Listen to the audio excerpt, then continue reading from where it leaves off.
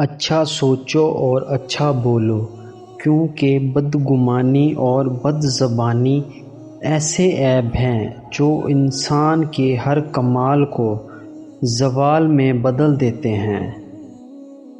وہ لوگ کتنے ظرف والے ہوتے ہیں نا، جو روز دکھی ہونے کے باوجود رشتے نبھانے میں لگے رہتے ہیں۔ خوش رہا کریں، کیونکہ پریشان ہونے سے کل کی مشکلیں دور نہیں ہوتی، بلکہ آج کا سکون بھی چلا جاتا ہے۔ آج بہت پارسا ہیں، تو کسی گنہگار کو نیچا دکھانے کی کوشش مت کریں۔ ہو سکتا ہے یہ اس کا آخری گناہ ہو اور آپ کی آخری نیکی۔ خدا کی راہ میں کوشش کرو اور کبھی پیچھے نہ ہٹو، کیونکہ خدا نے آپ سے کوشش مانگی ہے، نتیجہ نہیں۔ اپنے رب سے واسطہ جوڑیں، آپ سے جڑے باقی سب معاملے وہ خود ہی بہترین کر دے گا۔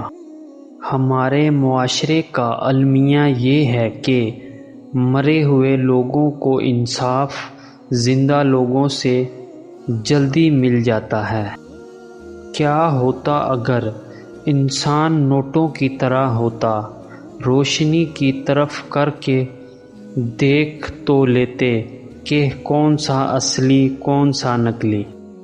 اگر آپ نے ایک لمحے کی مردہ دلی کو زندہ دلی میں بدل دیا تو یہ فتح آپ کی ہوگی۔ مایوسی ایک جنگ ہے اور جیت آپ کی ہونی چاہیے، مایوسی کی نہیں۔ زندگی میں دو باتیں یاد رکھیں، جب اکیلے ہوں تو اپنے خیالات کا، اور جب لوگوں کے ساتھ ہوں تو اپنے الفاظ کا خیال رکھیں۔ سالن میں سے بال نکلنے پر شور مچانے والے مرد اکثر تنہائی میں زلفوں کا ذائقہ چکھتے رہتے ہیں۔ کسی جاہل یا کم عقل شخص کو سمجھاتے وقت یہ خیال مت کریں کہ آپ اس سے کیا کہہ رہے ہو، بلکہ یہ دیکھیں کہ وہ اس کا کیا نتیجہ اخذ کرتا ہے۔ زندگی کا ایک اصول بنا لیں، اگر کوئی اچھا کام نہیں کر سکتے تو کم سے کم خود کو برے سے ہی روک لیں۔